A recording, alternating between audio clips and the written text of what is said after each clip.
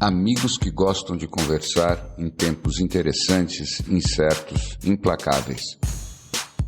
Com o futuro suspenso e o passado cada dia mais distante, estamos aqui estacionados na condição humana, na tentativa de fazer uma nova vida funcionar. Cada dia é um passeio na neblina. E os elefantes estão soltos. Não usamos nomes, porque somos nós e somos ninguém. O que importa é a conversa e a vontade de gerar alguma luz.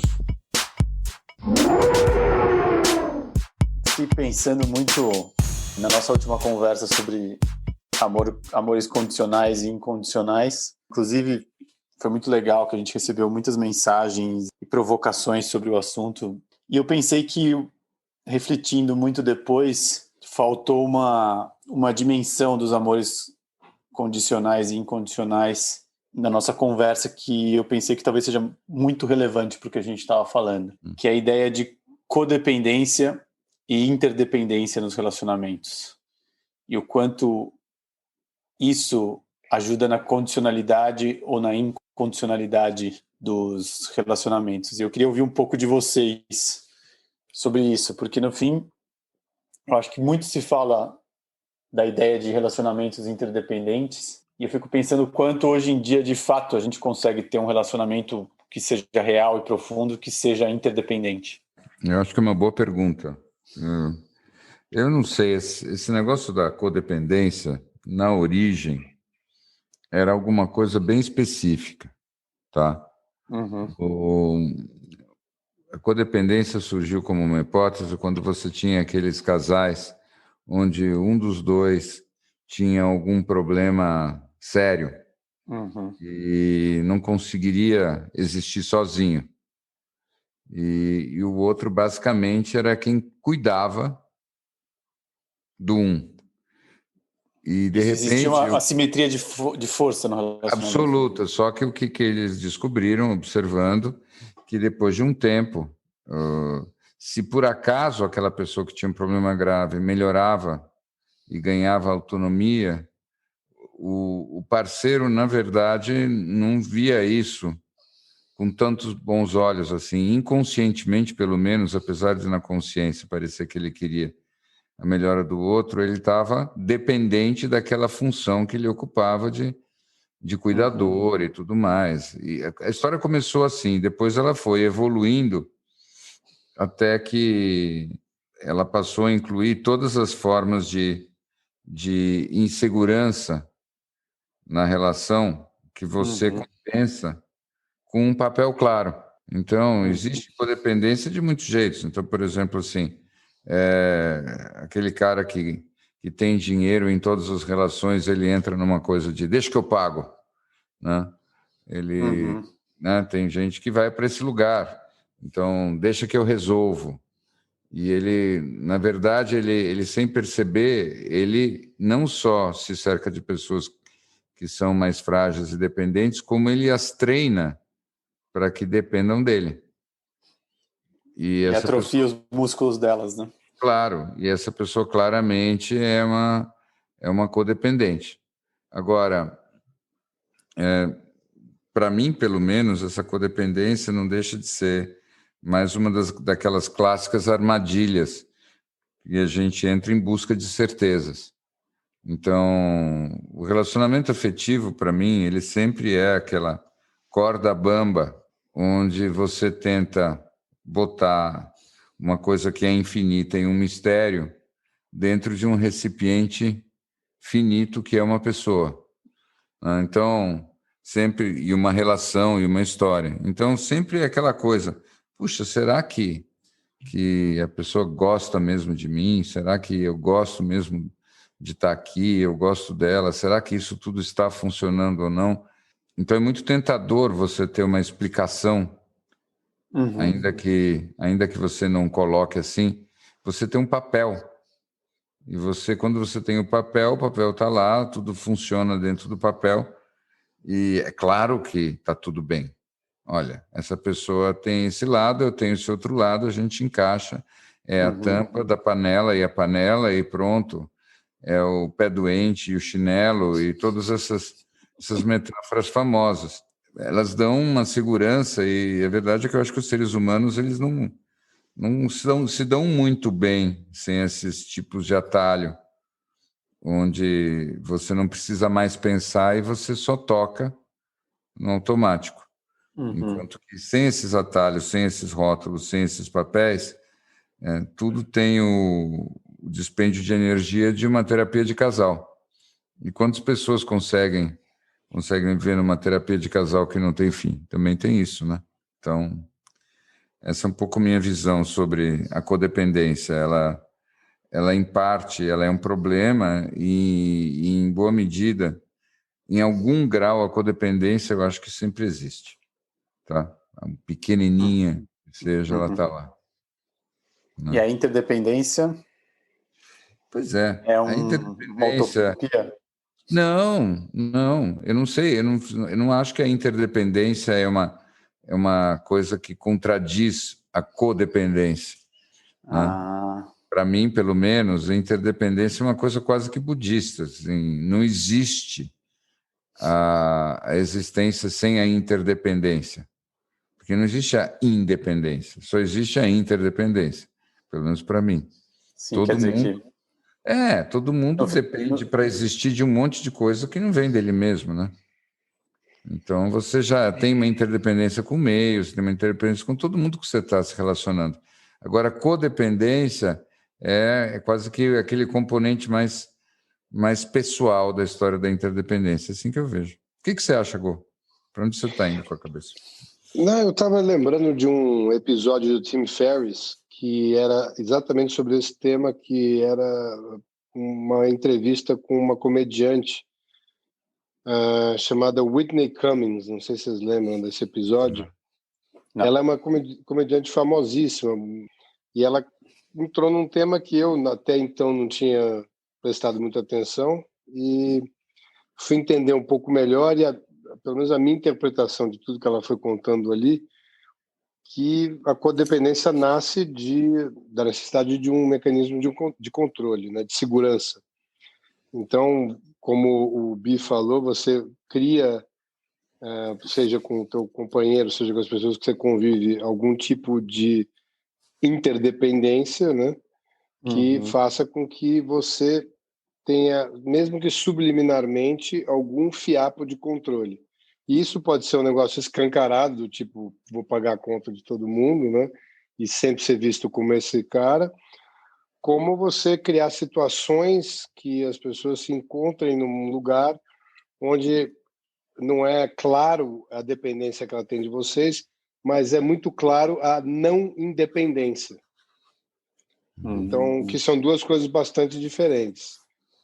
Uma coisa é você querer segurar o caminho para onde a pessoa vai correr, e a outra é você colocar a pessoa num lugar que ela se sente solta, mas no fim, na hora que ela vai tomar a decisão, ela vê que ela não consegue viver sem aquela relação. E eu acho que isso são mecanismos que hoje a gente acha que são caracterizados como algum tipo de patologia, mas são muito mais presentes nas relações humanas, sejam pessoais, sejam corporativas, do que a gente se dá conta. Eu acho que esses componentes eles são inevitáveis a rigor. Se a gente vai para a história lá atrás, vamos para a história como ela começa de um jeito muito simples. Você chega no mundo e você oferece amor incondicional e infinito. E, em troca, você espera que o outro tenha controle, porque você não tem, porque você é um bebê. Então, você começa com amor e o outro tem que te devolver amor e controle da situação. E controlar a tua vida no bom sentido e organizar as coisas para você e garantir que tudo dê certo. Então, basicamente, a gente começa a vida com um investimento all-in do ponto de vista emocional e uma expectativa vaga de receber tudo de volta que a gente possa precisar em troca. Né? E é claro que isso não pode funcionar direito por muito tempo. Não é feito para funcionar direito por muito tempo. Então, à medida em que a gente vai vivendo nesse mundo, cada um de nós vai tendo a sua própria história que se define pela maneira pela qual não deu certo. Então, essa barganha inicial, que é eu entrego tudo e eu vou receber tudo de volta, não vai funcionar assim. Então, na medida em que não vai dando certo, a gente vai mudando a nossa entrada nessa partida e a nossa maneira de fazer esse jogo. Então, a gente, ao invés de simplesmente entregar tudo no afetivamente, a gente entrega menos afeto e começa a pôr mais controle do nosso lado. Tá?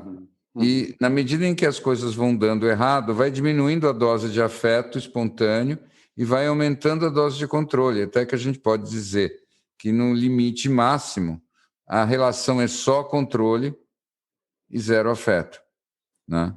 Que também, obviamente, não dá certo. Então, o que acontece é que a gente está ali, né, fazendo essa regulagem desses dois lados e, em alguma dimensão da nossa existência, isso está sempre sendo manifesto. O que é interessante, porém, é que nós somos seres que não precisamos viver numa dimensão só. Isso é uma coisa que eu acho que muitas vezes é mal explicada. Não é que necessariamente a gente resolve o jogo nessa dimensão que eu descrevi. Se vocês param para olhar, na dimensão que eu descrevi, o jogo não tem solução. Essa combinação de eu tenho uma expectativa cega emocional e você tem um controle e eu tenho controle expectativa, isso não se resolve. Mas nós somos seres capazes de nos afastarmos da situação e olhar essa situação de cima ou de fora, o que é a mesma coisa. E desse lugar em que nós somos testemunhas desse drama sem solução, nós também podemos sentir coisas. E essas coisas que a gente sente são completamente diferentes. Então, o que é a impressão que eu tenho? Aquele amor incondicional do bebê não é o verdadeiro amor incondicional que nós estávamos falando lá atrás. Porque esse amor incondicional do bebê, na verdade, é o mais condicional do mundo. Ele é completamente interesseiro, e aí num sentido não de juízo Eu acho de valor. que o amor incondicional é da mãe e do pai. O bebê é interesseiro completamente. Pois é, ele mas... ama na medida que se atenda a ele, senão ele chora. Pois é. Mas esse amor incondicional que vem dos pais também, ele é um processo constante de sacrifício do próprio ego, né? Assim, não é sem sacrifício do próprio ego que vem esse amor incondicional. Se fosse assim, não existia depressão pós-parto. Se fosse assim, a gente não tinha todos os dilemas familiares. Quer dizer, o inconsciente das pessoas está lá lutando contra essa situação, né? Então, pelo menos é isso que a psicologia nos mostra. Então, esse incondicional ele vai existindo sem idealização, mas é de um outro nível. Né? E desse outro nível, ele vai sendo incondicional de verdade. Mas, assim, num nível primitivo, instintivo, eu não acho que o amor instintivo é incondicional. Eu acho que ele é baseado em outra coisa. Como me disse uma psiquiatra uma vez, muitos anos atrás, no momento que pegaram o bebê, e eu estava na maternidade, colocaram o bebê em cima de mim, e era meu filho, eu fui tomada pela maior culpa que eu já senti em toda a minha vida. E essa culpa é a descrição do instinto, ou materno, ou até paterno, do ponto de vista instintivo mesmo. É assim, olha a responsabilidade que eu tenho em relação a esse ser, quantas coisas eu posso fazer que vão dar errado, como eu posso danificar isso. Se acontecer alguma coisa com esse ser, minha vida acabou. Né? Como não eu posso exatamente estragar essa matéria-prima, né? Isso não é exatamente o que eu definiria como amor incondicional, quer dizer. É neurose incondicional. Então, o jogo começa muito mais complicado, mas o amor incondicional, ele existe. Ele existe numa outra camada do nosso ser, pelo menos é nisso que eu acredito. E é a camada que olha para tudo isso e acolhe esse drama todo e aceita que ele exista, percebe que ele é um jogo mais ou menos sem solução e, ao mesmo tempo, de como ele é o jogo através do qual o amor se manifesta. Então, aí é como se a gente tivesse, sei lá, um meta-amor, um amor em cima do amor. E eu acho que esse é que é o amor incondicional, pelo menos assim que eu vejo. Eu acho que eu vou fazer o papel do Gol aqui, para ver se eu entendi. Olhando de quem está encarnado aqui nesses dilemas do amor, eu gosto muito do que você falou da ideia dessa bidimensionalidade. Se eu olhar só porque eu estou olhando e vivendo aqui nessa relação com a outra pessoa ou com as minhas relações, eu nunca vou conseguir resolver, né? Eu preciso acessar um outro olhar. Eu preciso sair da perspectiva que eu tô. E é só dessa forma que eu vou conseguir enxergar. Resumindo, não é através dessa mesma dinâmica que eu resolvo isso, né? Eu preciso ter um outro olhar, ter uma outra perspectiva. Porque a nossa experiência ela é totalmente impura, contaminada. Nós não vivemos as coisas. Quanto mais visceral é aquilo que a gente está vivendo, menos puro é. É uma mistura de 1,5 milhão de coisas. Então, se você quer dizer, tem amor incondicional ali no meio, tudo bem, mas é mais prático você olhar a situação de fora e ali, desse lugar mais incondicional, da tua versão mais sábia, a tua versão de testemunha, aí você olha tudo. Porque a testemunha não é neutra. A testemunha é carinhosa. Porque a única razão pela qual você fica olhando para alguma coisa um tempão e prestando atenção nela é porque você tem um genuíno interesse por isso. Mas isso é possível fazer com um certo afastamento. Quando você está ali naquela tua dimensão que está dentro do jogo, é tudo diferente. Eu vou dar um exemplo muito simples, né? Então, você já sabe que você tem que ter uma conversa difícil com uma pessoa que você ama muito. E aí você combina com você mesmo, tal. Nossa, acabei de assistir o episódio 40 dos Elefantes, já entendi tudo. Irei para essa conversa e terei uma atitude de pleno amor incondicional, né? E aí eu chego, oi, tudo bem? E aí eu penso por dentro, amor incondicional, amor... Como é que você pode estar dizendo isso? Não, pera lá, você não me entendeu, não é nada disso. E antes que você consiga repetir o mantra do amor incondicional 3 vezes, as tuas entranhas já viraram do avesso e você está lá na montanha-russa emocional e instintiva de sempre. E você depois se sente um idiota primitivo. Eu não acho que você é um idiota primitivo. O que eu acho é que essa é a dimensão de você que vai reagir assim sempre. O que acontece é que você não precisa colocar o centro da tua consciência nela. Você pode se assistir sentindo isso. Eu acho que, inclusive, você tem... No Tratado do Amor Incondicional deve vir um espaço que te permite pular uma etapa da sua vida, que é quando seus filhos são teenagers, né? Quando eles são adolescentes, você pode abrir mão do amor incondicional por um período de anos. Eu acho que, aliás, seria um grande serviço que a gente poderia fazer aos nossos filhos, aos adolescentes de hoje, seria o que os nossos pais não puderam fazer conosco, que é gravar os filhos para que eles possam, quando tiver os próprios filhos, entender como é que eles eram e como aquilo acontecia. Porque a gente tende a esquecer, né? Imaginar que isso acontece agora. Mas eu acho que não existe nada que prove mais um amor incondicional do que puberdade. Olha, eu vou até além. Eu tenho a impressão que essa história de quando todo esse amor que a gente tem que dar e tudo mais acabou se transformando, como tantas vezes acontece, numa fórmula simples demais. E toda vez que a gente é tiranizado por uma compreensão simples de uma coisa complicada, a gente acaba fazendo besteira. Eu afirmo, e eu acho engraçado dizer isso, que dependendo do caso, é interessante. A filha pergunta para o pai, pai, você me ama?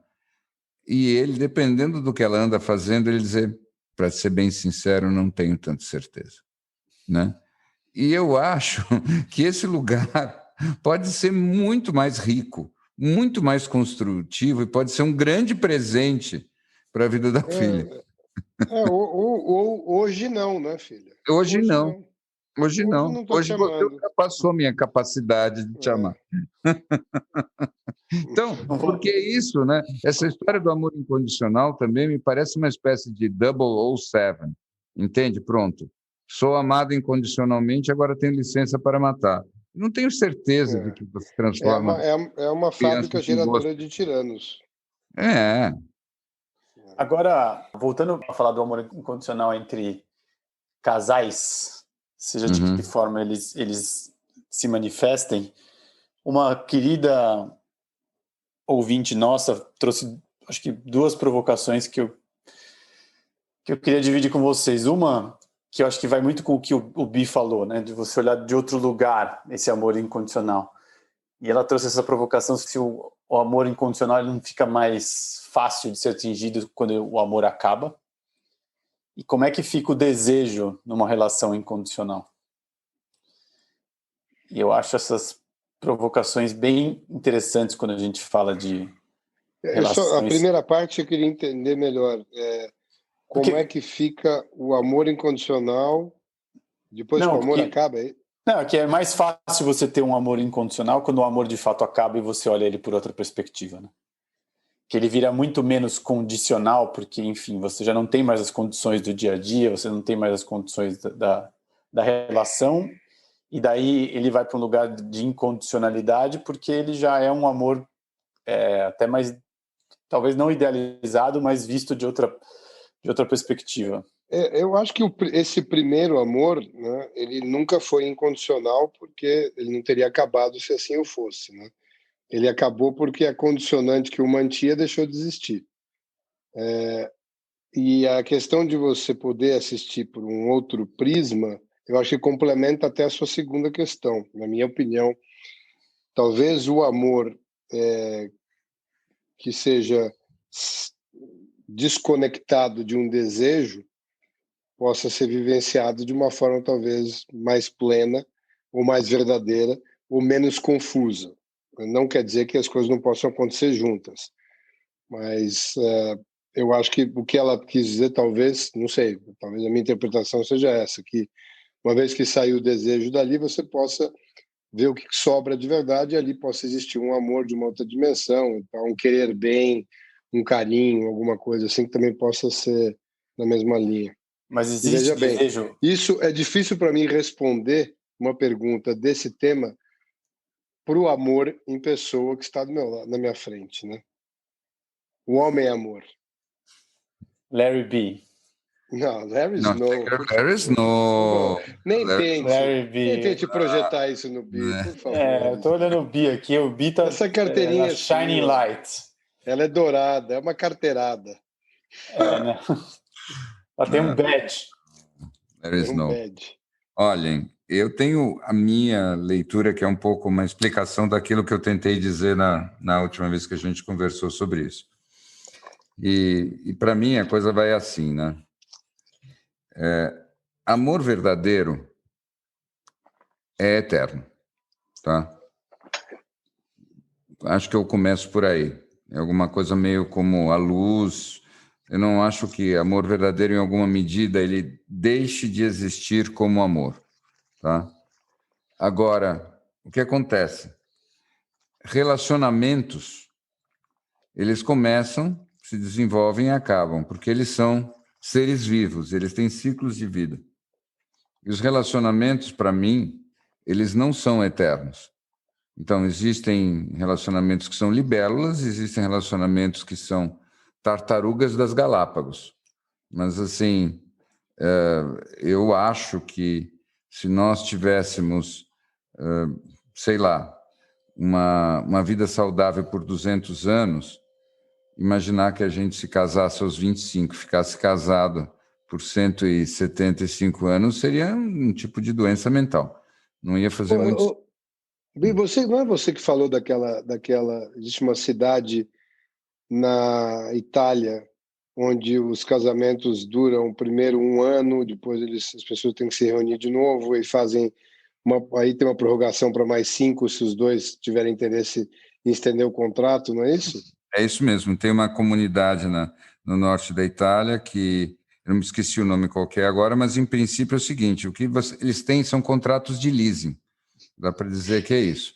Então, você vai lá e a cada ano você renova o contrato de leasing e você tem que renovar com um ritual que passa pelo líder da comunidade, que é também uma espécie de mestre espiritual, ou seja, tem um conselheiro para avaliar se as pessoas estão se iludindo ou se realmente está valendo a pena. Então, ele pode, inclusive, fazer um trabalho de dizer, vocês querem continuar casados? Mas deixa eu ver bem, você tem certeza? Porque eu não estou tão convencido assim. Então, ele pode cutucar para ver se as pessoas realmente querem continuar nessa relação. E aí, depois do casamento mesmo, parece que é só depois que eles renovaram o contrato de leasing, não sei quanto tempo. É mais ou menos como um contrato de leasing, assim. Depois que você já usou o carro 3 anos, se você quiser pagar o remanescente para que o carro seja seu, aí sim, aí você casa. E o que eu acho interessante nisso, aí respondendo a pergunta, para mim, quando eu falei que o amor condicional era o que sustentava os relacionamentos, eu estava falando desse aspecto, eu estava falando do desejo, por exemplo. Uhum. Eu estava falando das expectativas. Eu estava falando do grande psicodrama que é o relacionamento íntimo, essa confusão toda, essa mistura de medo, amor, poder, esperança, criança, adulto, todas essas coisas positivas e negativas que nós temos ao mesmo tempo ali, né? E que nós esfregamos, né? Como se fossem duas psiques se esfregando e tentando tirar as arestas, até que a gente fique mais polido, como se fosse um seixo de leito de rio. E é para isso que os relacionamentos servem, na verdade. Então, a gente vai ter essas projeções, esses desejos, e eles são vividos e eventualmente gastos. E aí o que fica depois, se era um amor verdadeiro, é o amor incondicional, sim. Agora, como eu insisto, né, o amor incondicional não é que ele é mais fácil depois que o relacionamento acaba, ele é mais visível, porque não tem todo o resto em cima dele. Pelo menos essa é a minha visão. Ou seja, o relacionamento é o lugar da novela.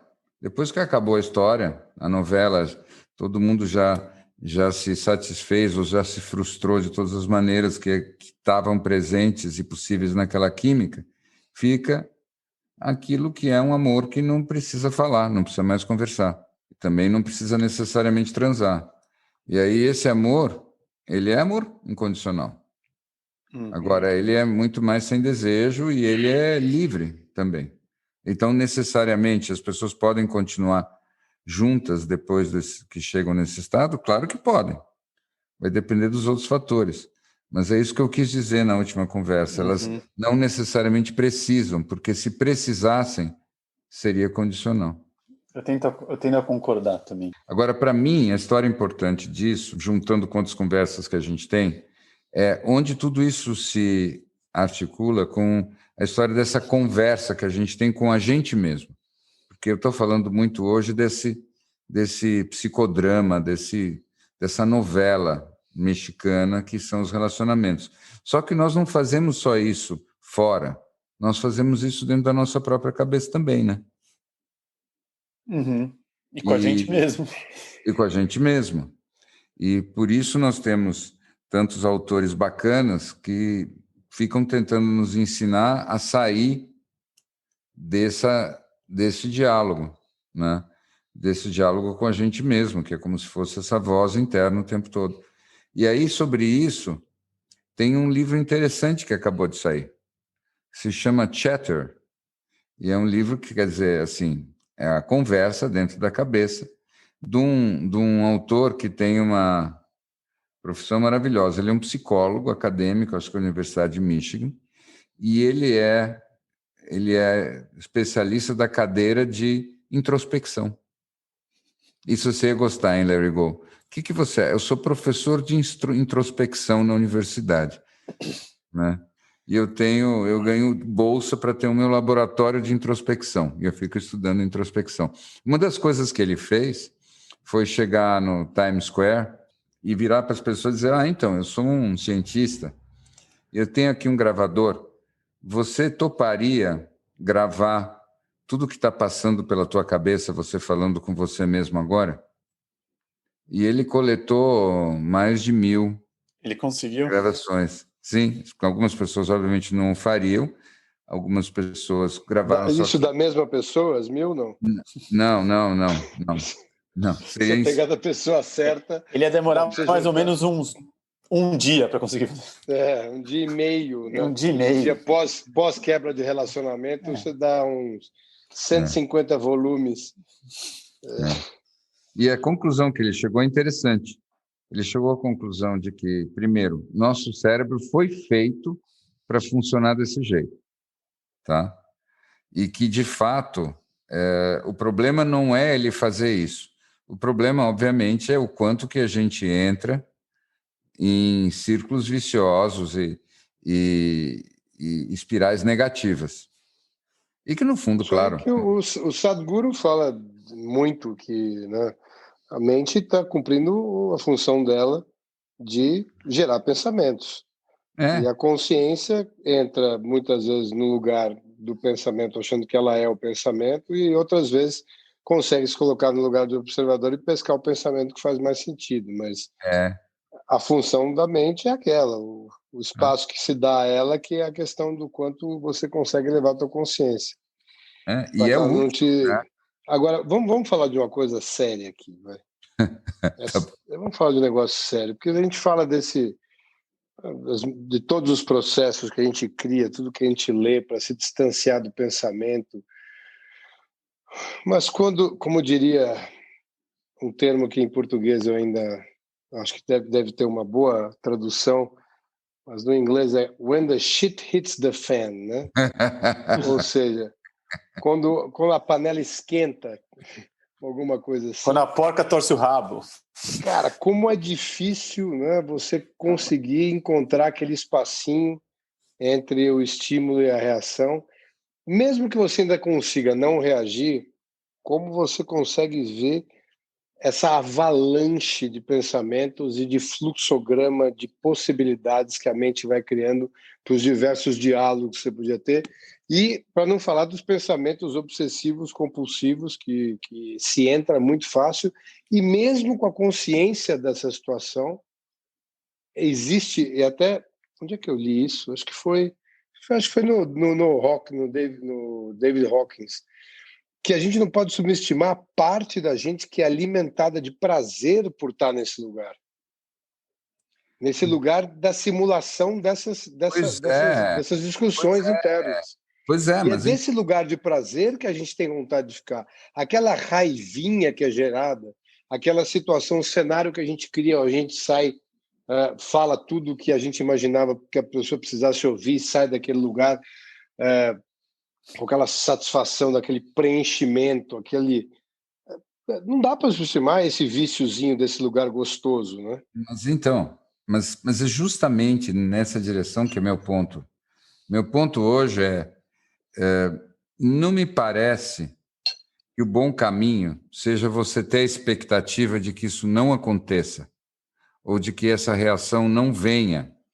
O que eu estou dizendo é justamente que se você vai para essa situação e ao invés de você estar dentro dela esperando ter um comportamento diferente, de que você vai chegar lá e você vai atingir uma frieza transcendente que não é provável, se você vai ao contrário, sabendo que o mais provável é que você sinta tudo isso que você descreveu, mas você se olha do lado de fora, enquanto você está lá sentindo e fazendo essas coisas todas, é desse lugar de fora que você tem uma chance de fazer algo diferente. Não porque você não está sentindo aquilo. Você vai sentir tudo aquilo. Mas se você se vê sentindo e você, apesar de estar sentindo, você se vê de fora, aí você tem uma chance. Gente, esse é o mesmo processo que num nível patológico leva à dissociação do trauma. Ou seja, é um mecanismo que a alma tem para se proteger. Acontece alguma coisa muito difícil de suportar, e uma parte de você sai fora, tá? Uhum. E, na verdade, isso é a base de muitos problemas psicológicos. Por quê? Porque ela sai fora de um jeito desordenado, ela sai fora de um jeito apavorado e nunca mais consegue voltar, por assim dizer. E o resultado disso é que a gente perde um pedaço, a gente fica traumatizado. É aquilo que eu falei a respeito do filme Soul, né? As dissociações da alma. Mas o que eu estou dizendo é que esse mesmo processo da alma, numa versão positiva, é o caminho da liberdade e, quiçá, atenção para o quiçá, hein? Isso daí veio de algum lugar. O que, quiçá, da iluminação. Eu quero fazer uma pergunta. Faça. Já que você está nesse tema em especial, me explica uma coisa aqui. Eu li que, vou aqui parafrasear, tá? Para não correr o risco da minha interpretação estragar o processo. Que como se o inconsciente soubesse que algo importante precisa ser aprendido, por mais doloroso que fosse, seria a única forma de passar por uma experiência. E essa é uma parte da psicologia do Jung, que concluiu que depois de uma vida de estudos, há uma pulsão inata no inconsciente em direção à unidade, completude e realização do ser. E eu fiquei pensando nisso como se confundisse nessa retórica alma e inconsciente quase como sendo a mesma coisa. E aí, você, como um conhecedor da área, você acha que existe ali, dentro desse inconsciente, dentro da tua experiência, na medida que você faz as suas cavucações, o que a gente poderia chamar de mecanismos de autossabotagem, ou mecanismos, enfim, que qualquer coisa que não consciente que leve a pessoa a viver uma experiência que era exatamente aquilo, que era o que a alma precisava vivenciar, mas é que é visto como trauma. E aí eu vou emendar, desculpe, numa colocação do seu amigo Viktor Frankl, que tem o livro dele lá, o principal do Busca de um Propósito. Homens em Busca de Sentido. Homens em Busca de Sentido, né? Homem em Busca de Sentido, isso. Que justamente a única das liberdades que não podem ser tiradas do homem é aquela que dá significado àquilo que ele está vivendo. Então, dentro desse processo, desculpas, né, se eu estiver fazendo pouco sentido, você me corrige depois. Eu queria entender como você enxerga o fato, se isso for verdade e realmente é inconsciente, cria uma situação que você precisa viver, o que te sobrou, na verdade, não é superar aquele trauma, mas ressignificar, que é uma coisa que você sempre disse para mim, que era uma coisa que você usava muito, que era reescrever o passado. Sim. Olha, eu estou aqui tentando organizar, porque você disse que ia fazer uma pergunta e você fez mais ou menos umas 47, e eu estou tentando organizar um pouquinho. Não, aí eu estou vendo mágoa, tem mágoa. Então, não tem mágoa nenhuma. Só estou organizando os pensamentos aqui. Primeiro, vamos falar um segundinho de Jung. Tem uma pegadinha aí. Quando o Jung fala do anseio da psique pela totalidade, é importante entender o que ele está querendo dizer com isso. Tá? Ele está dizendo o seguinte, que a nossa experiência psicológica, psíquica, ela sempre se dá por polaridades. Tá? Ou seja, você não tem uma experiência de nada sem ter, de algum jeito, a percepção do avesso daquilo que você está experimentando. Ou seja, você não conhece o bom sem conhecer o ruim, você não conhece o alto sem conhecer o magro, você não conhece o forte sem conhecer o fraco. Você não consegue ter uma avaliação de nada se você não tem, ao mesmo tempo, um aceno do avesso, tá? E o que o Jung está, na verdade, querendo dizer? Que tudo aquilo que a gente entende como existência individual nada mais é do que um conjunto de polaridades que a gente fica com um lado e rejeita o lado oposto. Tá?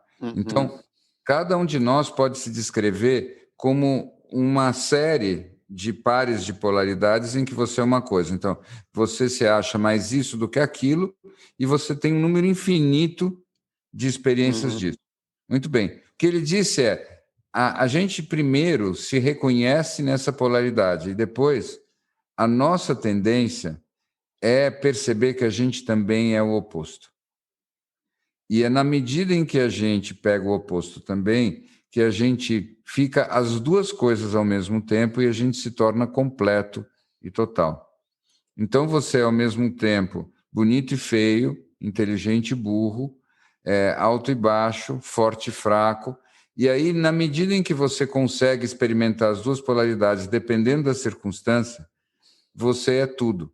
E é muito interessante o Jung ter observado isso, porque, de fato, quando você pega uma pessoa que está muito preocupada em sustentar a própria identidade dela, você vê o esforço que ela faz e como ela se sente ameaçada se alguma coisa ou alguém sugere que ela é o avesso disso.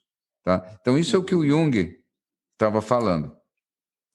Agora, você trouxe uma segunda camada nessa história, que é a camada do trauma, tá? Que é o quanto que a nossa alma é, de certa maneira, aquela que produz o trauma para a gente mesmo, tá? É essa a pergunta que você me fez. Ou seja, de alguma maneira, esse trauma ele é uma necessidade para nós, para que a gente faça um processo em cima dele. Eu acho o seguinte, não é exatamente a mesma coisa que o Jung estava falando. O que eu acho que acontece é, depois que o trauma se monta, há uma necessidade da gente consertar, curar o trauma. E curar o trauma é superar outra vez essa polaridade. Toda vez que você é traumatizado, você, de alguma forma, ainda que você não tenha muita consciência disso, você se coloca num lugar de vítima. Você pode ser uma vítima das circunstâncias, você pode ser uma vítima de um algoz, você pode ser até vítima de você mesmo, das suas próprias críticas. Mas você está, como traumatizado, você está no lugar da vítima. O que é você superar o trauma? Você superar o trauma, na verdade, é assimilar o outro lado. É assimilar o nível. Isso é um assunto super sério e super complicado, ainda mais nos tempos de hoje, né? E meu advogado está de férias e eu vou falar isso em gravação. Mas, essencialmente, você superar o trauma envolve, em alguma medida, você assimilar o lugar do suposto algoz, o polo oposto do teu trauma. Ou seja, é só quando você consegue se colocar subjetivamente no lugar do algoz, você tem a empatia pelo outro lado do teu trauma, é que você tem uma chance de superar o trauma. Enquanto você não faz isso, enquanto você tem um bloqueio psicológico de se colocar subjetivamente no lugar da outra pessoa que te traumatizou, você não consegue superar o trauma. E isso é muito complicado. E aí, quando vamos lá pular para o Viktor Frankl para terminar, eu acho que você ser capaz de determinar o sentido do que te acontece quando você está vivendo um trauma é entender, sobretudo, que o sentido do trauma que te acontece é essa ginástica de te levar a esse perdão que te faz completo, que é o perdão de você assimilar o outro lado. E nesse sentido também a gente coloca o Jung na equação outra vez. Não sei, minha resposta eu acho que foi bem complicada, mas a tua pergunta eu acho que também foi intrincada. Fiz algum sentido? Ou a gente vai ter que gravar tudo de novo? Não, eu acho que a resposta foi bem mais clara do que a pergunta, aparentemente. A pergunta, na verdade, era se essas três coisas estavam interrelacionadas. Obviamente que talvez eu não tenha colocado de uma maneira clara. E você explicou como elas estão e aonde estão, se estão. Então, acho que está claro. Eu ainda acredito muito, tudo que eu vivi aí em termos de experiências, de acompanhamentos de de ouvir os relatos de traumas e coisas parecidas, que, claro, não foram na mesma frequência que você, mas eu ouvi algumas coisas de muita intensidade muitas vezes, em retiros, seja o que for. Eu acho que todo o sucesso estava muito nessa questão de ressignificar usando técnicas diferentes, né? Se colocar no lugar do algoz é imperativo, porque em última instância, tem até uma cena muito interessante naquele filme A Cabana, não sei se você lembram disso. Eu não cheguei a assistir. Não chegou a ver? Não. Mas mostra muito um pouco de quem era a história de um rapaz que tem a filha assassinada e ele é conduzido nessa cabana onde ele encontra Deus, Jesus Cristo, Espírito Santo, e uma das cenas que ele tem chance de ver é como foi a vida do algoz, da vida do rapaz que matou a filha dele. E acho que é nesse lugar que ele consegue se colocar naquele lugar que ele consegue encontrar o perdão nele. E acho que então esse processo é muito interessante. Tem, nos casos dos traumas que eu vi também, tem muito aquele questionamento de separar o que é o evento que aconteceu de quem você é, como se você não se confunda com o próprio evento, né? E você não continue se traumatizando continuamente, voltando àquele lugar num pensamento obsessivo compulsivo, seja como for, anos seguidos depois do trauma ter acontecido. Enfim, estou aqui falando de um tema que não está longe de ser alguma coisa que eu entenda muito. São mais das coisas que eu vi como... Claro que você entende. Todos nós entendemos disso. É que a gente fala pouco desses assuntos, né? A gente não gosta de falar disso. Todo mundo entende disso. Todo mundo faz parte da mesma cadeia. Porque quando você para olhar, eu gostei muito do que você disse agora, Goku, lembrando desse trecho desse filme, que também é um livro. Por quê? Porque não é exatamente você empatizar com o algoz, como eu falei apenas. O que está por trás desse empatizar com o algoz? É você perceber que o algoz é uma vítima, tá? Então, a grande sacada a respeito do trauma é que você sempre se vê como vítima sem escolha e o algoz como tendo toda a escolha do mundo. Então, ele escolheu te traumatizar e não havia nada que você pudesse fazer. Quando, na verdade, quando você vai olhar esse negócio profundamente, aquela pessoa que foi o algoz, ela estava sendo, de alguma maneira, um instrumento do destino, porque ela, por dentro, ela não estava livre. Aquele não era um ato livre. E aí eu vou dizer uma coisa na qual eu acredito que eu acho que eu nunca formulei desse jeito, tá? Então, em primeira mão, aqui vai para vocês. Eu não acredito que um ato violento possa ser livre. Eu acho que a liberdade é intrinsecamente pacífica. Eu acho que todo ato violento, todo ato agressivo, todo ato destrutivo não é um ato de liberdade. Agora, o mais maluco nesse negócio é como é que fica a nossa justiça penal com tudo isso. Eu não sei, não quero nem pensar, mas eu realmente não acho. Eu acho que você é movido por forças que estão te controlando por N razões naquele momento. Você pode até achar que você está fazendo uma escolha deliberada, mas você não está. Você está sendo um marionete de coisas que te antecederam. E assim por diante. Eu acho que a liberdade começa quando você sai da polaridade, e quando você sai da polaridade, você nunca é violento. O que parece isso para vocês? Eu nunca falei isso, então eu também não sei como é que sou. Me suscitou uma série de pensamentos e, inclusive, nos grandes movimentos de liberdade que usaram a violência como método. E, no fim, enquanto você falava, eu pensava, por mais que eventualmente os objetivos em algum momento tivessem sido ou são alcançados, o quanto eles são vítimas do mesmo fenômeno, né? Que é estar preso a uma ideia, a uma concepção, a uma força. Enfim, isso é bem profundo. Porque eu acho que essa sua frase merecia uns três cabands aí que... Mas eu fiquei pensando muito nessa ideia da liberdade e juntando um pouco no começo, quando você estava falando, da ideia de parte da nossa alma sai fora e não volta. E eu fiquei pensando muito de que quando a gente sofre um trauma, ou quando a gente é uma vítima, nessa ideia de desfragmentação de nós mesmos.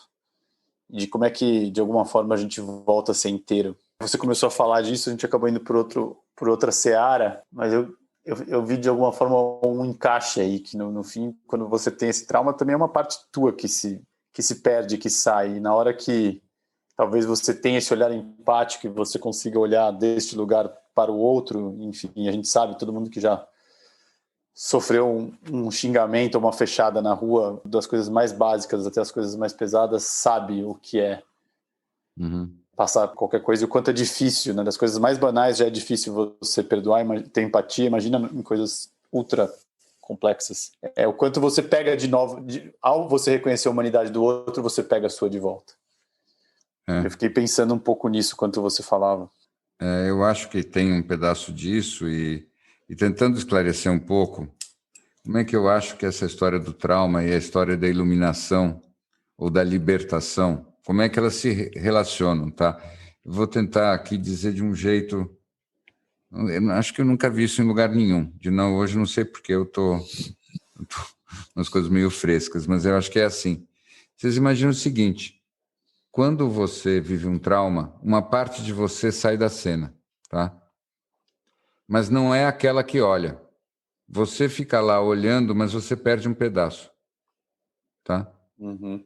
E aí, essa parte que saiu fora, como ela saiu e não é você, apesar de ser uma parte de você, você passa o resto da vida tentando encontrá-la de novo. E ela fica se manifestando como se fosse um fantasma na sua vida, atuando, aparecendo quando você menos espera, né? Te sabotando, de vez em quando se manifesta como se fosse um outro você. E a grande dificuldade que é você se juntar. Isso é o trauma. Agora, imaginem o mesmo mecanismo, só que ao invés de uma parte que não é a parte que está olhando e sai, a parte que sai é a parte que olha. E ela deixa tudo lá e é só o olhar que sai para olhar. Tá? E aí você tem a testemunha e não a parte traumatizada. Tá? Para mim, um exercício, que é um exercício assim, bem interessante, é você sentar para meditar. Eu acho que, coitado do Goi, ele está ficando exausto. Então, sentar para meditar, e aí você se imagina sentado meditando. Você vê você sentado meditando de fora. Aí, você se vê se vendo sentado meditando de fora. E aí você se vê se vendo meditando de fora. E aí você se vê se vendo meditando de fora. E você exercitar de quantas distâncias, quantos bonecos russos você consegue ser. De quanto que você consegue se olhar de fora. E quando você se olha de fora de várias camadas de distância, o que você está sentindo? Quem é você quando você se olha tão de longe? Eu paro no segundo. Com certeza muito sono, né? Porque se você conseguir chegar nessas 12 camadas sem dormir no meio, acho que devia ser protocolo do Instituto do Sono do Einstein. Pois eu alego... Primeiro se veja. É o que eu acho que o Sadhguru, ele consegue o tempo todo se ver assim de umas 3, 4, 5 camadas de distância. Eu acho que isso que faz ele ser o Sadhguru. É possível. Eu estava aqui pensando como eu imaginava um pouco, né, da gente vivendo essa experiência do Elefantes e as necessidades de ter aqui uns momentos do Egóicos Anônimos, né? e o que nada mais é do que o meu nome é Let It Go e ontem o meu trem descarrilhou, alguma coisa nessa linha, porque Então, eu acho que a diferença dos mesmos eventos acontecendo hoje e acontecendo no passado, e eu acho que a única coisa que a gente pode esperar quando a gente realmente está com tanta vontade de fazer as coisas de uma maneira diferente, é voltar para o lugar de onde caímos o mais rápido possível, né? A única coisa que difere acho que é esse tempo que a gente, talvez eu particularmente, ficava mais tempo nesse lugar dessa mente falante, e agora talvez voltar um pouco mais rápido para o lugar onde a gente sabe que o trem descarrilhou, mas sabe que a gente gostaria de voltar para o trilho e não ficar lá embaixo e tudo mais. Estou falando isso porque essa foi uma discussão que eu tive hoje com alguns por acaso, um grupo de ouvintes do Elefantes que eu cruzei, e me perguntaram justamente, eu ouço muito vocês falando ali, a impressão que dá é que vocês têm vocês têm uma certeza muito grande de como se posicionar nos lugares e nas situações e tal. Então aqui estou fazendo um depoimento de humanidade, dizendo que sim, nosso trem descarrilha, talvez, não sei em que intensidade, com que frequência, mas talvez a gente tenha muita vontade de voltar com o carrinho para o trilho mais rápido. Mas aí, justamente, ótimo o teu depoimento, porque tudo que eu estava tentando dizer desde o começo é isso. Um trem que não descarrilha é um trem fake. O único trem que não descarrilha é o trem que não sai da estação. Tá? Não sai da estação. O trem que está em movimento, ele está submetido a todas as intempéries, a todos os terremotos e, inclusive, aos problemas tão comuns nos trilhos, tá? Que fazem o trem descarrilhar, independente dele ser um trem, o último modelo, com o mais moderno maquinista do planeta. Agora, o negócio é o seguinte, a grande brincadeira é: você é o trem, você é o maquinista, você é a menininha que está tomando um sorvete de fora, olhando o trem passar, você é um pássaro ou você é tudo isso? E você, fundamentalmente, é o cara que esquece que você é tudo isso. Exatamente. Você é fundamentalmente o cara que esquece tudo isso, mas você também vai se lembrando. Então, eu quando penso num dia meu, um dia meu é mais ou menos como uma página do YouTube. Sabe aqueles vários videozinhos? Então, aí tem aqueles vários videozinhos na página inicial do YouTube. Então, o primeiro vídeo é aquele clipe de 2 minutos em que eu perdi a paciência. Depois, o clipe segundo é o clipe em que eu fiquei nervoso. Depois, o clipe que eu fiquei feliz. Depois, não sei mais o quê. E isso é meu dia. E tudo isso aconteceu e não para de acontecer. Só que eu estou vendo todos os clipes ali flutuando diante de mim. E eles acontecem. E eu estou dentro deles. Mas assim que eles estão acontecendo, eu também estou assistindo eles acontecerem. Eu acho que essa é a grande brincadeira. E na medida que a gente vai fazendo isso, a gente continua completamente vivo, porque não tem a menor dúvida de que a brincadeira é continuar vivo, mas a gente tem uma leveza a respeito de nós mesmos, por pior que estejam as coisas. Vocês sabem, tem uma substância que agora está começando a ser muito estudada, que é a ketamina. Uhum. Tá? Inclusive, essa semana eu me aprofundei bastante no tema ketamina. Ah, é? Ora, vejam só, porque eu te sugeri que o fizesse. Eu achei que você se interessava, mas por quê?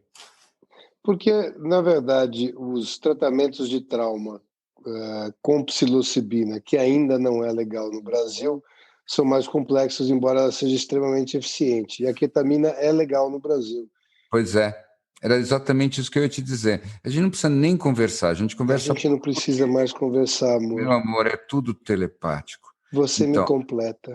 Então...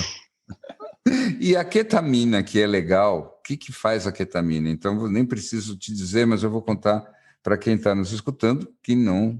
Obviamente, não recomendando.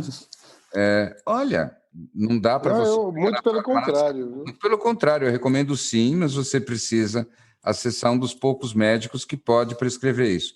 A ketamina é uma substância originalmente utilizada para anestesia e que desperta o quê?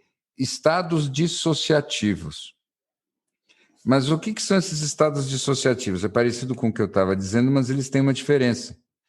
Eles fazem o seguinte: eles fazem você olhar para você mesmo enquanto você está se sentindo mal. Exatamente aquilo que eu estava descrevendo.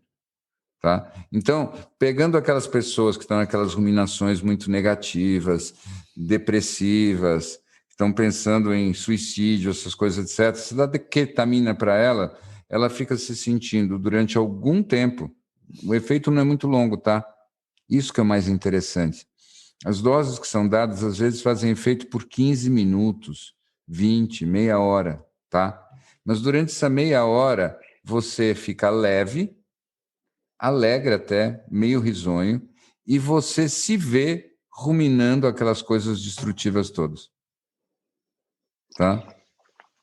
Bem, aí, o que acontece? A boa notícia é que eu acho que isso que ainda é visto como uma terapia alternativa vem recebendo investimentos significativos, principalmente pelo pessoal fora do Brasil, que está começando a investigar mais os tratamentos com base na psilocibina, porque a ketamina é diferente da psilocibina, ela é sintética.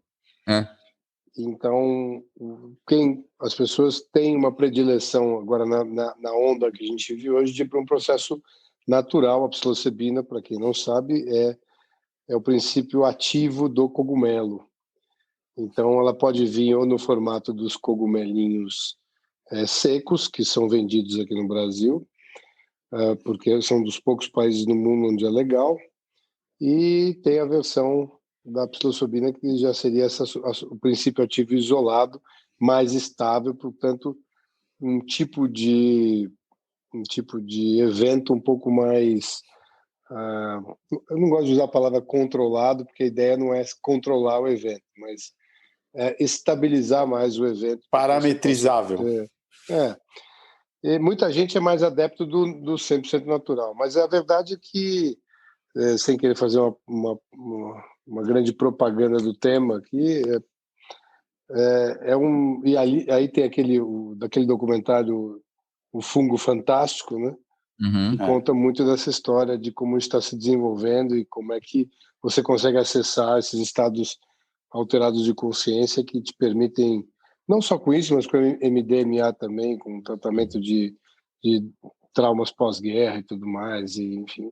Tem uma linha interessante que eu estou acompanhando, que eu acho que é muito legal, que é desse grupo querendo trazer um tratamento de trauma de mulheres que foram vítimas de violência sexual, para não revisitarem o trauma, mas para justamente talvez esse processo dissociativo que você falou.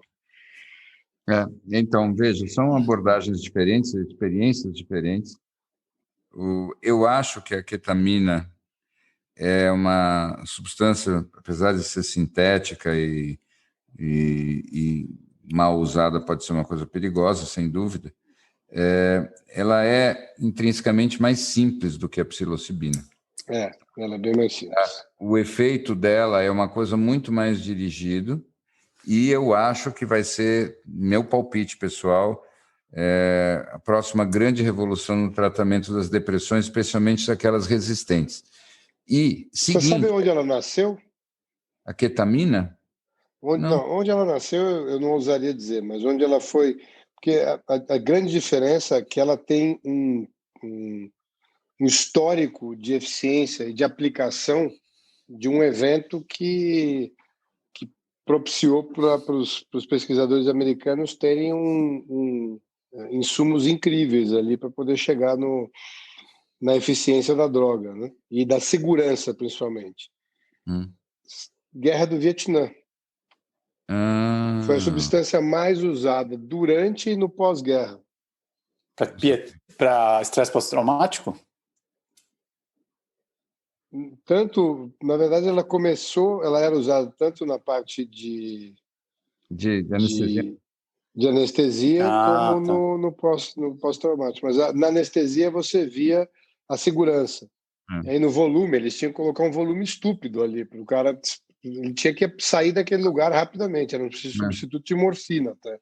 Pois é. E ali começou a ministrar e viram a segurança na droga, perceberam que era possível fazer ela mais controlada depois para um estresse pós-traumático. Mas o que eu queria puxar, esse assunto em si, ele merecia horas de conversa a respeito dos efeitos das substâncias na cabeça ou na alma da gente. Mas eu só queria trazer esse ponto, na verdade, por um assunto que nós estamos falando, que eu acho que esse que é o mais genial da noite, que é o seguinte: a ketamina, essencialmente o que ela faz ela te leva suavemente para fora de você mesmo, para você se observar, sem carga emocional enquanto você está se observando. Ou seja, a ketamina constrói para você o estado de testemunha. E aí você faz um passeio de testemunha de meia hora de você mesmo e você volta. Só isso, ela não cura nada, só que ela faz uma diferença brutal. Porque a simples experiência consciente de você virar testemunha de você mesmo te transforma e te salva. E a ketamina é só a forma mais direta de provocar isso. Ela em si não cura depressão nenhuma. Ela não faz nada exceto isso que eu descrevi. Ela te leva para fora de você mesmo para você se ver de um ponto de liberdade. Eu só acho que vale um disclaimer aí, para que as pessoas não ministrem ketamina em si mesmas. Nem vão conseguir, não vão conseguir. Mas eu vejo assim um surgimento grande de clínicas especializadas nesse tipo de procedimento, com acompanhamento psiquiátrico e psicológico. Médico, imperativo etc. que o cara saia dali podendo dividir o que ele viu e conversando, para que ele não saia com as interpretações próprias também, né? E o protocolo basicamente é assim: você não toma isso mais do que umas 4 vezes, tá? Não é que você fica tomando. E eles tomam muito cuidado, e isso eu acho muito sábio, em não deixar ninguém ficar tomando isso regularmente para transformar isso num passeio no parque. Não é essa a ideia. No ritual. A ideia é que simplesmente você tendo a memória de você estar de fora de você mesmo, que as pessoas experimentam um reboot.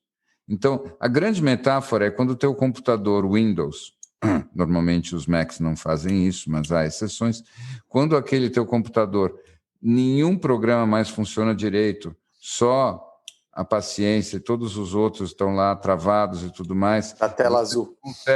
Você não consegue nem apertar o Ctrl Alt Del, você toma ketamina e ela equivale a um Ctrl Alt Del, e quando você volta depois de alguns minutos, está lá o teu Windows bonitinho, impoluto, e todos os programas funcionando. Sabe o que é interessante? Que eu vi uma palestra na Califórnia de um pessoal da MAPS, que é aquela ONG que está ajudando o FDA a aprovar os psicodélicos para tratamento. E eles falaram que uma das principais questões desses tratamentos com psicodélicos, tanto a ketamina quanto a psilocibina, é que está tendo uma mudança meio brutal nos tratamentos terapêuticos americanos. E o que esse pessoal falou na época é que as maiores resistências estavam vindo dos terapeutas que tratavam esses pacientes e durante anos, e de alguma forma aquele paciente era uma fonte de receita para aqueles terapeutas, e de uma hora para outra, com 3, 4 doses, aquela condição se esvaía. E essa era uma das principais questões dos terapeutas. Como é que ia se reconfigurar essa nova questão, inclusive financeira dele? É uma excelente colocação. Assim, eu queria perguntar para o Bi isso. Você não acha que depois de uma experiência dessa, não é que o cara vai ter alta, mas ele leva a terapia para um outro lugar? Com certeza. E eu acho que isso que o Snow mencionou diz respeito àquilo que, com todo carinho, eu considero que são maus profissionais e que, portanto, precisam viver mesmo essa experiência traumática de, depois de anos trabalhando sem muito sucesso, ver uma substância conseguir um efeito que eles nunca conseguiram. Veja, para mim, é o seguinte, você fazer uma terapia com um intuito específico de resolver um sintoma que tem uma origem psicológica, é uma espécie de armadilha. A ideia não pode ser essa.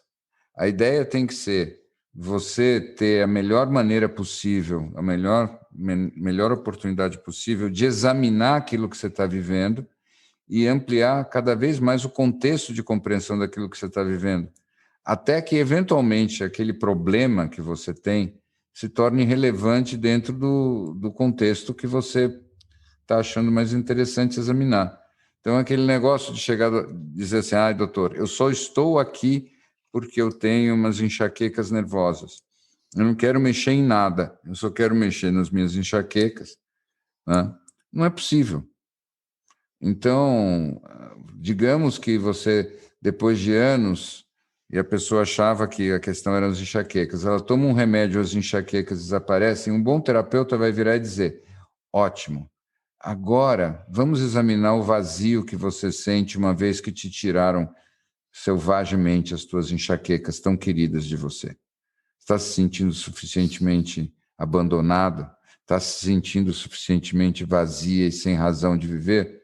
Então vamos falar sobre isso, porque a maior parte dos nossos problemas psicológicos, eles nos fazem companhia, eles não são os problemas. Isso me lembrou um tanto daquele livrinho que eu falei para vocês, que é um livrinho simples, mas que eu gostei muito, que é A Coragem de Desagradar, da psicologia adleriana, né? Uhum. Que ele fala dos traumas exatamente isso, né? Que no fim, o evento em si não é traumático, né? Mas a gente usa o evento para justificar alguma condição da nossa alma ou da nossa existência. Eu tenho a impressão que a dor verdadeira não tem nome, porque a dor verdadeira nem necessariamente é nossa. A dor verdadeira pode ser dos nossos antepassados, a dor verdadeira é do mundo, tá? A dor verdadeira é das florestas queimadas, a dor está por todos os lados, porque faz parte da vida. Agora, nós precisamos dar um nome para as coisas, porque nós não conseguimos lidar com aquilo que nós não sabemos nomear. E para a gente poder nomear essa dor de alguma maneira, a gente cria um sintoma. E esse sintoma é a nossa maneira de comparecer, a nossa maneira de compartilhar, é a nossa maneira de fazer parte do destino de estar vivo nesse momento. Essa é a nossa questão, nosso sintoma. Então, eu me preocupo, eu tenho dores, eu tenho medo, né? Eu tenho tristeza, né? Tenho raiva. Eu tenho dúvida, eu tenho raiva. E essa é a sua maneira de fazer a sua parte nesse grande coral, que é o coral da existência. E, em geral, a gente tem a nossa manifestação favorita, que talvez tenha nos escolhido até mais do que nós a escolhemos. E aí a gente fica nela. E quando ela, de repente, desaparece, uma grande identidade se foi. Né? É muito difícil perder o seu problema de estimação. Você precisa de até fazer uma terapia de apoio para perder o seu problema de estimação. Imagino que quando você perde o seu problema de estimação, se você não se cuida, rapidamente você encontra outro, né? Você sabe que não. Não? Você volta para ele. Você não consegue realmente viver com um outro problema o grande amor que você viveu com o teu problema original. Tá? É assim, certas coisas você tem outros problemas, mas eles não grudam igual, tá? Uns bons problemas, você montou a tua identidade em torno deles. É como se fosse uma árvore crescendo em volta de uma pedra. Então, se você tira a pedra depois, não é que você vai começar a mudar o teu caule inteiro em função de uma outra pedra. Fica aquela marca ali. Eu adorei a frase do Joe, né? Quando ele se refere a essas descarrilhadas, ele usa o termo, né? I fell from grace today. E ele tem o livrinho dele, e é muito importante a gente pegar essas quedas aí e poder documentar. Agora, Gol, a sua fall from grace, imagino que o maior motivo da sua frustração foi, obviamente, com você. E você acha que dessa vez você voltou mais rápido? Eu acho que eu voltei mais rápido, mas eu confesso que se eu tivesse que atribuir a minha volta a alguma coisa, eu atribuiria mais a psicologia do que a espiritualidade. Mas eu tenho impressão, queridos, que a verdadeira função da espiritualidade é dar ânimo para a gente nunca desistir e ter completa confiança de que tudo isso vale a pena, né? Agora, no dia a dia, o instrumental que muda as coisas é o instrumental da psicologia mesmo. Eu sou obrigado, infelizmente, a sucumbir a isso. Eu realmente acho que hoje, 2 ou pouco mais semanas após o fatídico episódio que não foi ao ar, eu digo para vocês, sem sombra de dúvida e sem medo de errar, que em guerra de trincheira não adianta bazuca. Genial.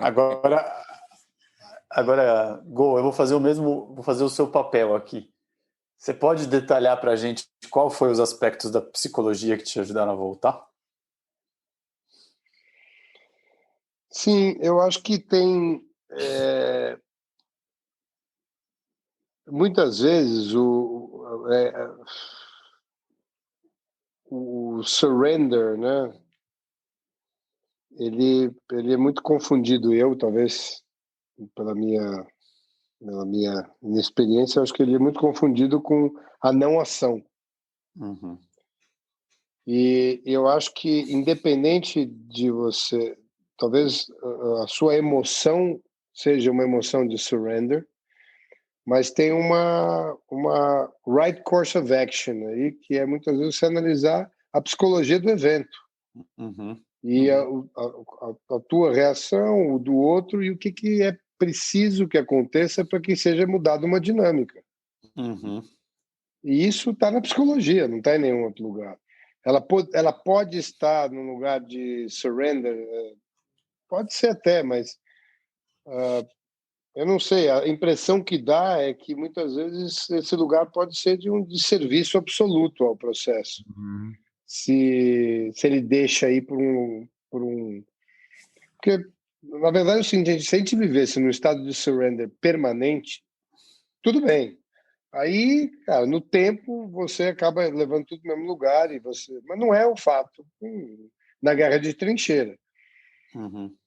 Na guerra de trincheira, você tem que estar com aquilo que está mais palpável. O que está palpável é a psicologia, a psique do indivíduo que está na tua frente e a sua. Eu gosto de falar disso que você está dizendo da seguinte maneira. Eu acho que tem 2 grandes perguntas para a condição humana. A primeira grande pergunta, nós vivemos falando disso, é qual é a natureza da consciência? E a segunda grande pergunta é qual é o sentido da vida? Pois eu acho que a natureza da consciência é o puro testemunho, como a gente tem tanto falado. Uhum. E o sentido da vida é participar. Tá? Então, eu acho que é isso. Não tem solução para nada da vida de fora. É sempre dentro.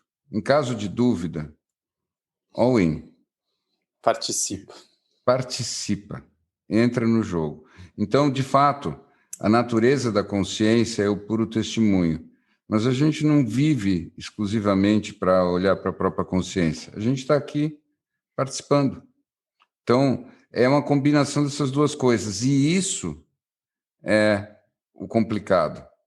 Na verdade, qualquer dessas coisas é complicado. E as 2 juntas é mais complicado ainda. Mas eu acho que a brincadeira é essa mesmo. Participe e assista. Né? Eu acho que a espiritualidade é a carroça, mas a psicologia é a roda. Bom. Gostei. Capam! Bom, acabou. Eu acho realmente que você precisa ter o punhal e precisa ter a bazuca, mas no longo prazo o que te faz? Eu só acrescentaria que o ego é a mula que puxa a carroça. Estava aqui pensando ele estava dizendo isso, estava pensando numa conversa que eu tive segunda-feira entrando no meu prédio do escritório. O rapaz que trabalha na portaria, sabe que eu gosto de futebol americano, perguntou para mim: pô, doutor, você viu o jogo ontem? Falei: cara, vi, né? Impressionante. Doutor, estou muito puto. Falei: por quê, pô? Teu time perdeu, você estava torcendo lá pro Chiefs e tal. Não, pô, eu tô puto com aquele Brady. Doutor, não é certo isso, dá tudo certo na vida dele. O cara ganha tudo, casou com a Gisele, pô, os filhos dele tudo perfeito, loirinho, cabelo azul, tá tudo certo, doutor. Aí eu pensei, vou ter que usar a única frase que o Bi me ensinou até hoje para situações emergenciais como essa. Falei para ele: cara, não tem bingo cósmico. Kármico, não tem bingo kármico. Não tem bingo kármico. Se o cara tá ali nessa posição hoje, é porque você não quer saber as outras que ele já viveu antes. Isso aí. Sensacional. É isso mesmo. O cara tava muito puto. Era verdade, era de verdade, não era só uma piada. Não, ele tava puto. Ele falou assim: pô, eu conversando, eu olhei pra minha mulher, eu olhei pra minha vida, eu olhei pra aquilo tudo. Pô, o cara ganhou 7 vezes. Não precisava ganhar nem mais essa outra, já tem 43 anos, mudou de time. Porra, não é possível, cara. Não vai dar nada errado na vida desse cara. Falei: olha, eu podia até contar pra ele a história do Zé Master e o pequeno jovem, né? Sim. Assim, vamos ver. Vamos ver, exatamente. Vamos ver.